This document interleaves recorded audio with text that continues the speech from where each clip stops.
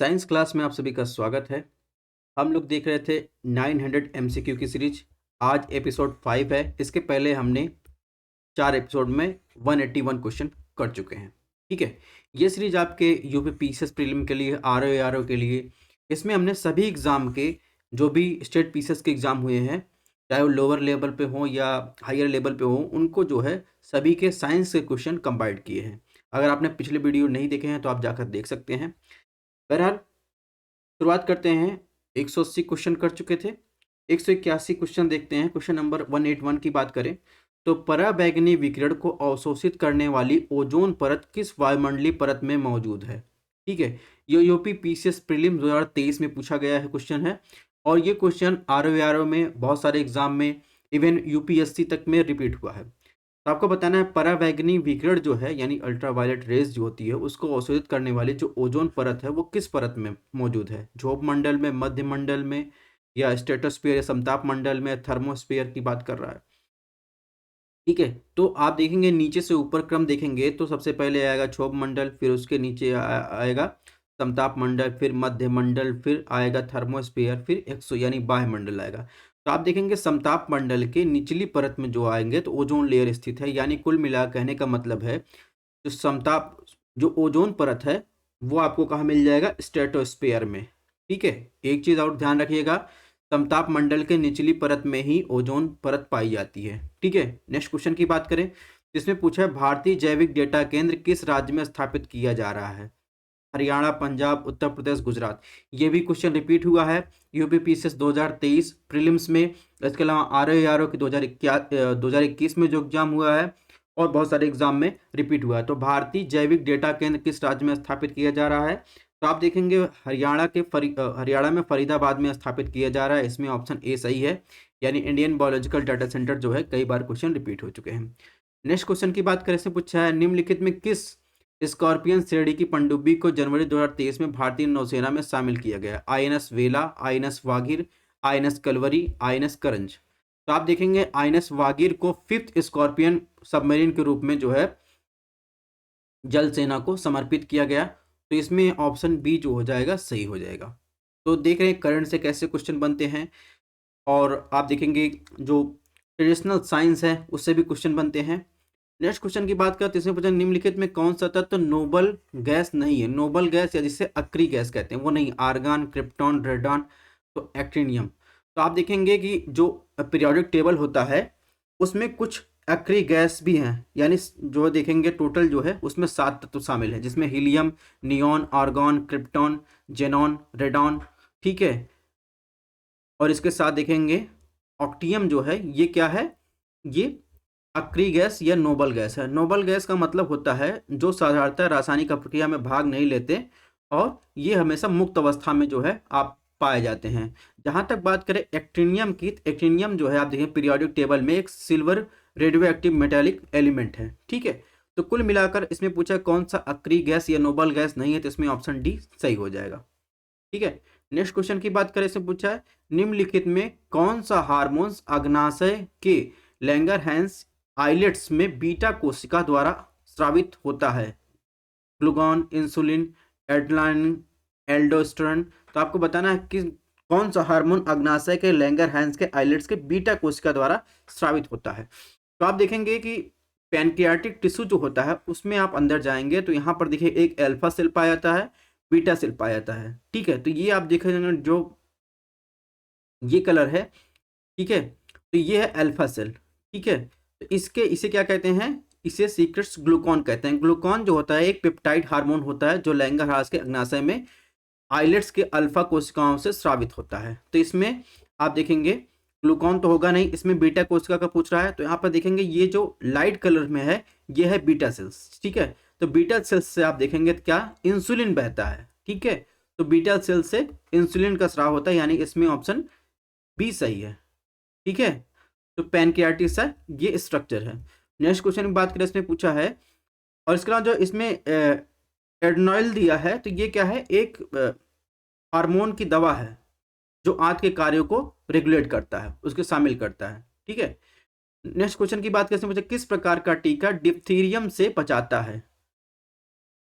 Toxoid, सजीव क्षीण, mRNA, viral vector. तो आप देखेंगे तो डिप्थीरिया कैसा है, बैक्टीरियल इन्फेक्शन है, ठीक है। आपके माउथ में अंदर जाएंगे, तो अगर आपने जनरल साइंस की क्लासेस नहीं देखी है तो मैंने 20 मिनट की क्लास ली है सारे डिजीज को, चाहे वो बैक्टीरियल इन्फेक्शन हो, वायरस इन्फेक्शन हो, प्रोटोजोआ इन्फेक्शन हो, सबको डिस्कस किया है, आप उसको देख सकते हैं। बहरहाल बात करें डिप्थीरिया के, डिप्थीरिया में जो है बच्चों में आप देखेंगे तो DTAP का टीका भी लगता है। ये टेटनस और काली खांसी से बचाने में मदद करता है। कुल मिलाकर आप देखेंगे इसमें ऑप्शन ए सही है, ठीक है, टेक्सॉइड के। ठीक है, किस प्रकार का टीका है, तो डिप्थीरिया एक है, टेक्सॉइड टीका है, जो आप देखेंगे काली खांसी और टेटनस जैसी बैक्टीरियल इन्फेक्शन से बचाता है। ठीक है, तो यहाँ पर देखिए बैक्टीरियल इन्फेक्शन से होने वाले रोग की बात करें, जैसे टेटनस, ठीक है, तो इसमें देखिए क्लोस्ट्रिडियम जो है टेटनी बैक्टीरिया होता है उसके कारण होता है। ठीक है, हैजा भी एक बैक्टीरियल इन्फेक्शन है। डिप्थीरिया की बात करें तो डिप्थीरियल एक बैक्टीरियल इन्फेक्शन है, तो बैक्टीरिया कौन सा है, तो उसमें देखेंगे कैरेनिन बैक्टीरियम डिप्थीरिया एक होता है, इसके कारण जो डिप्थीरिया होता है। फूड पॉइजनिंग कार्ड आप देखेंगे हो सकता है ये, तो इसमें देखेंगे मुंह के अंदर जो है ऐसे रोग के लक्षण आते हैं, इसके लिए भी आप देखेंगे तो DTP का टीका भी लगता है। इसके अलावा काली खांसी भी जो है ये बैक्टीरियल इन्फेक्शन है, TB भी बैक्टीरियल इन्फेक्शन है, प्लेग भी, इन सब के बारे में हम लोग डिस्कस कर चुके हैं। टाइफाइड भी बैक्टीरियल इन्फेक्शन है। इन सबको आपको देखना, जनरल साइंस की हमारी लेक्चर देख सकते हैं। बहरहाल अगर आपको PDF चाहिए इस क्लास की या क्लासेस पसंद आ रहे हो तो आप चैनल को सब्सक्राइब कर सकते हैं। हमारा 2 चैनल है, study on IAS, study on UPSC। PDF की रिक्वायरमेंट हो तो हमारा टेलीग्राम चैनल और व्हाट्सअप पेज ज्वाइन करना पड़ेगा, डिस्क्रिप्शन बॉक्स में लिंक दी गई है, या आप डायरेक्ट स्कैन भी कर सकते हैं। बात करें नेक्स्ट क्वेश्चन की, तो नेक्स्ट क्वेश्चन में क्या पूछा है, इसने पूछा निम्नलिखित में कौन सा कारक जैव विविधता को नष्ट होने का सबसे महत्वपूर्ण कारक है। आनुवांशिक आत्मसात, ठीक है, शिकारियों पर नियंत्रण, प्राकृतिक आवास का विनाश होना, कीट नियंत्रण। तो आपको बताना है कि जैव विविधता के नष्ट होने का सबसे महत्वपूर्ण क्या कारण है। तो ये भी UPPCS प्रीलिम्स 2023 में पूछा गया,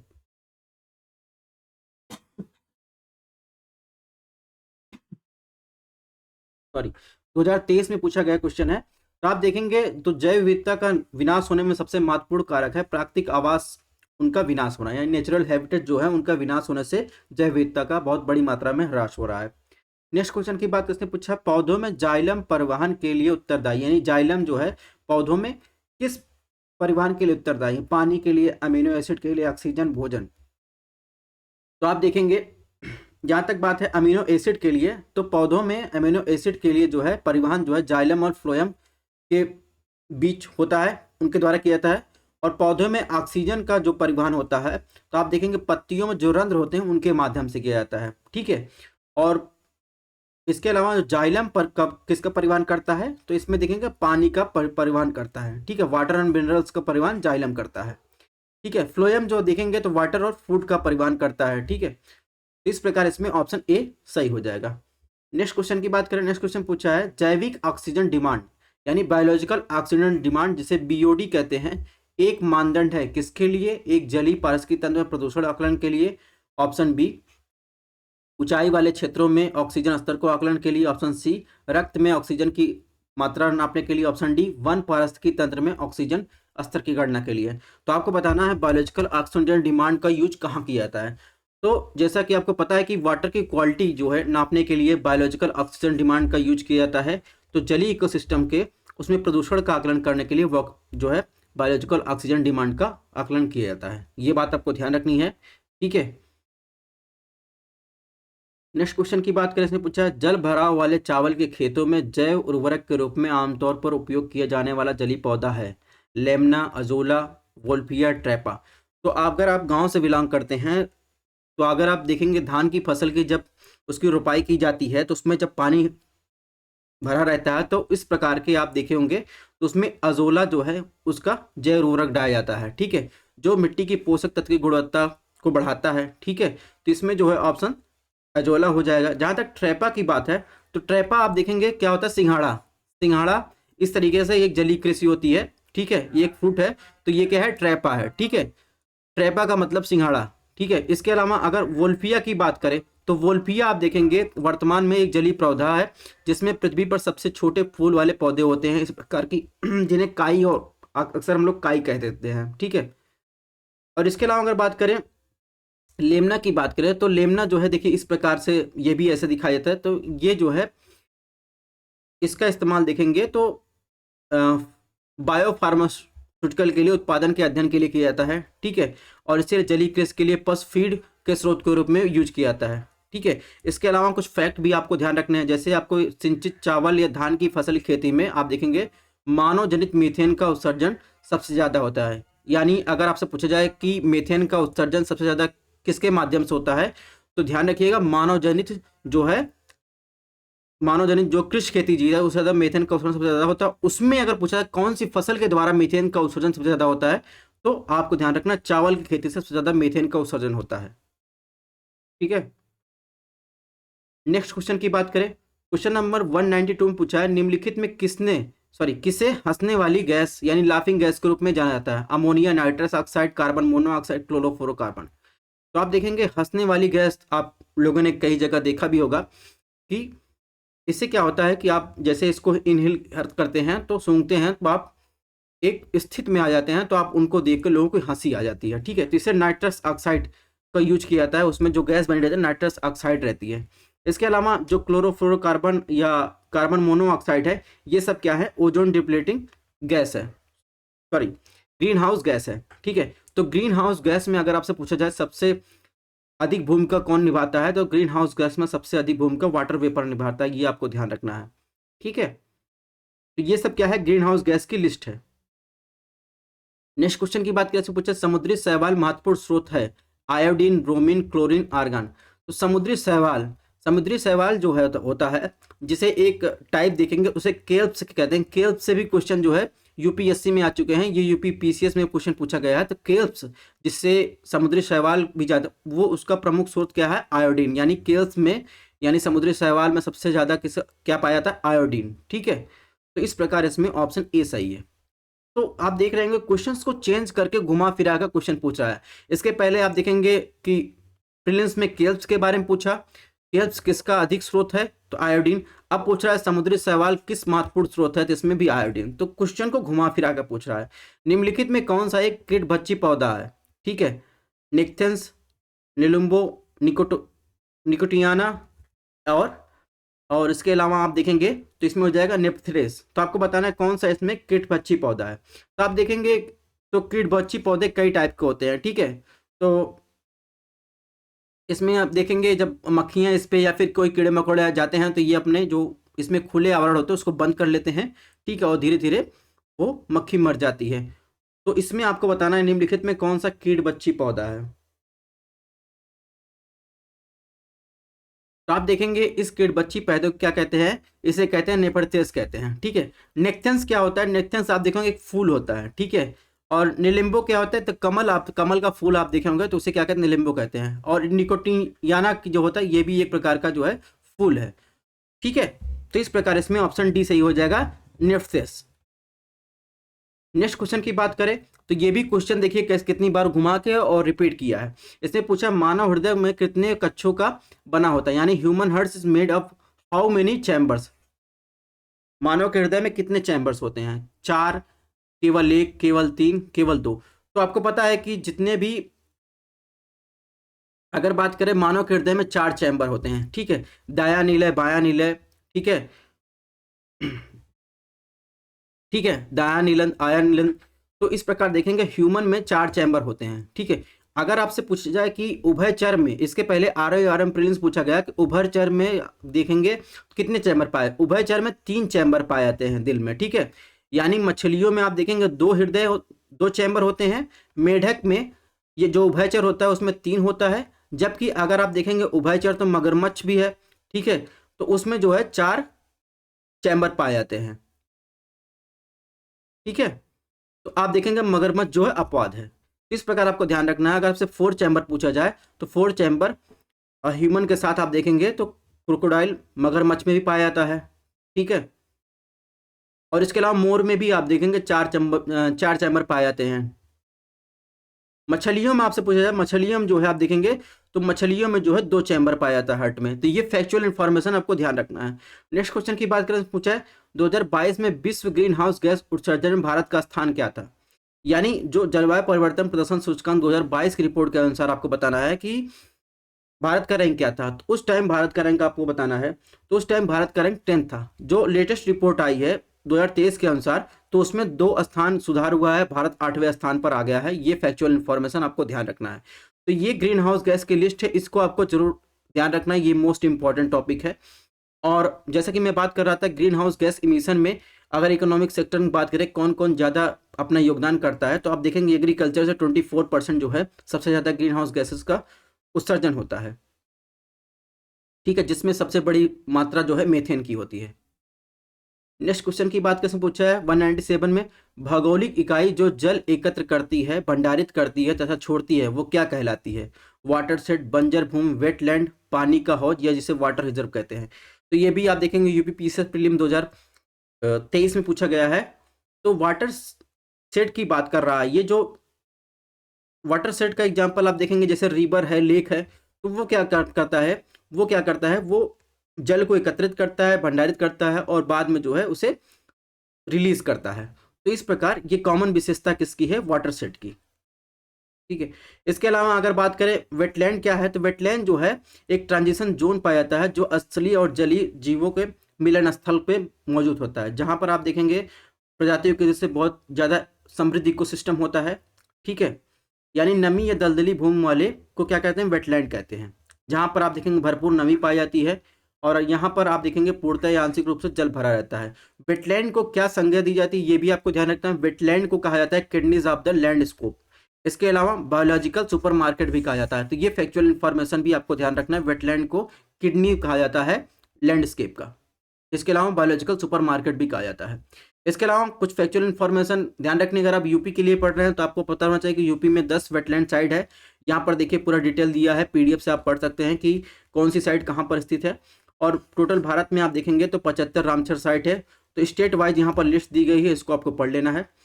कुछ और फैक्ट की बात कर लेते हैं इसी के साथ, जैसे मैंग्रोव की बात कर ही रहे हैं तो मैंग्रोव का जो है लेटेस्ट आंकड़ा देख लेते हैं। मैंग्रोव देखेंगे तो मैंग्रोव वन जो है कुल भौगोलिक क्षेत्र का 0.15% है। 2019 के आकलन की तुलना में जो फॉरेस्ट रिपोर्ट निकला था 17 वर्ग किलोमीटर की वृद्धि हुई है। ठीक है, इसके अलावा अगर आपसे पूछा जाए मैंग्रोव कवर को घटते हुए क्रम में बताना, तो सबसे ज़्यादा मैंग्रोव क्षेत्र किसके पास है? वेस्ट बंगाल। सेकंड नंबर पर गुजरात, थर्ड नंबर पर अंडमान निकोबार, उसके बाद फोर्थ पर आ जाएगा आंध्र प्रदेश, फिफ्थ पर महाराष्ट्र और सिक्स्थ पर तमिलनाडु। ठीक है, तो ये क्रम भी आपको ध्यान रखना है। और फैक्ट की इसके साथ बात कर लेते हैं, जैसे अगर आपसे क्वेश्चन पूछ लिया जाए कि भारत में सबसे बड़ा वन क्षेत्र कहाँ है, तो सबसे ज़्यादा वन क्षेत्र एमपी में पाया जाता है, उसके बाद अरुणाचल प्रदेश, फिर छत्तीसगढ़, उड़ीसा, महाराष्ट्र। अगर वहीं नॉर्थ ईस्टर्न रीजन पूछ लिया जाए तो राज्यों का कुल भौगोलिक क्षेत्रफल का सबसे ज़्यादा वन एरिया कहाँ? मिजोरम में, फिर अरुणाचल प्रदेश, मेघालय, मणिपुर, नागालैंड। और इसके अलावा अगर आपसे पूछ लिया जाए कि वन क्षेत्र के उल्लेखनीय वृद्धि दर्शाने वाले राज्य की बात करें, यानी इस रिपोर्ट के अनुसार, ठीक है, फॉरेस्ट रिपोर्ट के अनुसार सबसे ज़्यादा उल्लेखनीय वृद्धि किसमें हुई है, तो आंध्र प्रदेश, तेलंगाना, उड़ीसा, कर्नाटक। कमी अरुणाचल प्रदेश, मणिपुर, नागालैंड, मिजोरम, मेघालय। तो ये सब भी जब आप पढ़ रहे हैं तो पैरेलल इसको भी आपको तैयार करना चाहिए।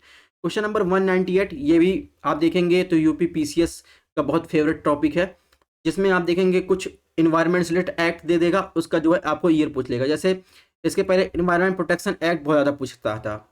ठीक है, तो आज इस बार पूछा है कि जल प्रदूषण निवारण नियंत्रण अधिनियम निम्नलिखित में किस वर्ष लागू किया गया? 1974, 1975, 1976, 1977। तो आप देखेंगे कि water prevention and control and pollutant act जो है 1974 में लागू किया गया था। तो यहाँ पर इंपॉर्टेंट इन्वायरमेंट एक्ट दिए गए हैं, इसको आपको देख लेना है। जैसे इंडियन फॉरेस्ट एक्ट कब आया?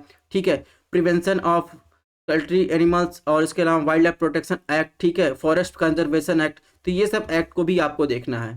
ठीक है, क्वेश्चन नंबर 199 की बात करें, लोटिक इकोसिस्टम का उदाहरण है दलदल, तालाब, नदियां, दलदली क्षेत्र। तो लोटिक इकोसिस्टम की बात करें, इसकी विशेषता होती है कि बहता हुआ पानी, जैसे फॉर एग्जांपल नदियां हो गई, धाराएं हो गए, झरने हो गए, तो इसमें लोटिक इकोसिस्टम कहते हैं। यानी जो लोटिक इकोसिस्टम होता है वो बहुत सारी स्पीसीज का जो जलीय जीव है या जलीय प्लांट है और उनका निवास स्थान होता है। ठीक है, तो इसमें जो है आप देखेंगे रिवर्स, स्ट्रीम, ब्रुक्स, क्रिक्स और ह्यूमन मेड चैनल आते हैं। तो इस प्रकार देखेंगे, इसमें जो आंसर सही होगा ऑप्शन सी हो जाएगा। क्वेश्चन नंबर 200 की बात करें तो भारत का पहला राष्ट्रीय समुद्र जैव विविधता वाला केंद्र राष्ट्रीय समुद्री जैव विविधता केंद्र कहाँ स्थापित है? ये भी क्वेश्चन कई बार रिपीट हुआ है। मुनुभाई, जामनगर, भावनगर, पुदुचेरी। तो आप देखेंगे भारत का पहला जो है नेशनल बायोडाइवर्सिटी कंजर्वेशन केंद्र की बात करें तो ये गुजरात के जामनगर में लगाया गया है, यानी स्थापित किया गया है। ऑप्शन बी इसमें सही है। तो इस प्रकार हमने 200 क्वेश्चन कंप्लीट कर लिए। मिलते हैं नेक्स्ट लेक्चर में। Thanks for watching. तब तक आप लोग अपनी हेल्थ का ध्यान रखिएगा। चैनल पसंद आए सब्सक्राइब करिएगा। मिलते हैं नेक्स्ट लेक्चर में।